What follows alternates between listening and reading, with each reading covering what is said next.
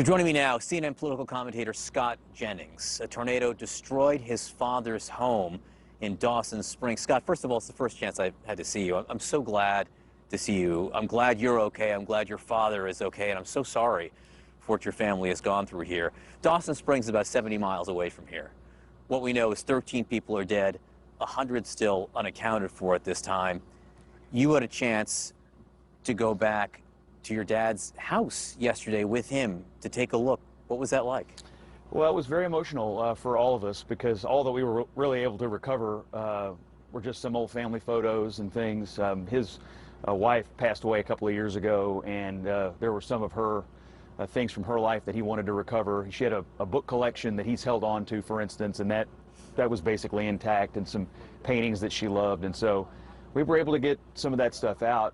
But at one point we were picking through the rubble and the glass, and I just said, you know, at some point it's just stuff. Yeah. And we have to decide here how much further you want to go, because there really was virtually nothing beyond just a few mementos that was salvageable. I mean, I don't think people have a real sense of what it's like to walk through a house that's been flattened. It's not like you can go open a drawer. I mean, because the drawers are gone. Things are just everywhere. What's that like? Yeah, it was interesting. In his house, some things were just completely destroyed. And then, you know, you would find the random, you know, cabinet or the random piece of furniture that looked like nothing had happened. It was just bizarre to see things, you know, in chaos and then in order, you know, right next to each other. So it was really random.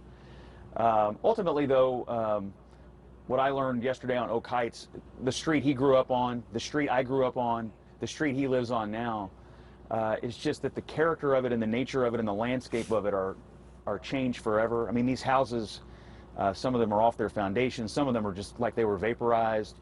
3 people I know died on the street. Oh, I'm so sorry. And so the character of that particular neighborhood and nature of it is changed forever. And I think for my dad, I could just tell he was still sort of processing the shock of knowing that there were people literally just a few hundred feet away that didn't make it.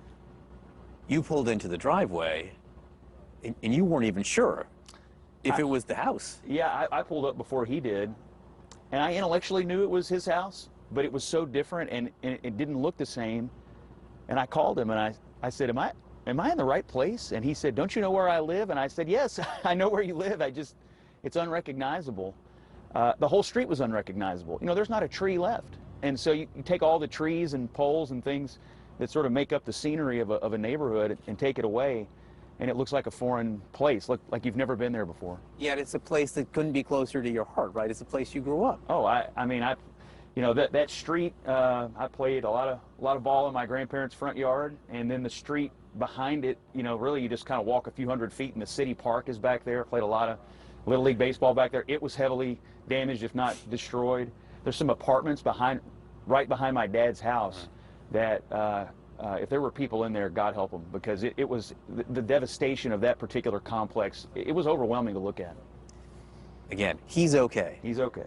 He doesn't have he had the sense to leave before the storm was coming. He did. He was an avid weather watcher, and he was watching the coverage, and he decided to go across town to a friend who had a basement. He doesn't have a basement, and that part of town, thankfully, wasn't hit, and so he was okay. But you realize just the chance and the randomness of it, you know, where you are. I mean, you don't know where exactly these things are going to hit in a town like that, and so we're thankful for his safety. We're going to help him get what he can out of his house, and then we'll have to decide what he's going to do from there. Well, he's part of our family, because you're part of our family. So let him know that we're here for him, Scott. And I'm so sorry for your family's loss, but I'm so glad he's okay.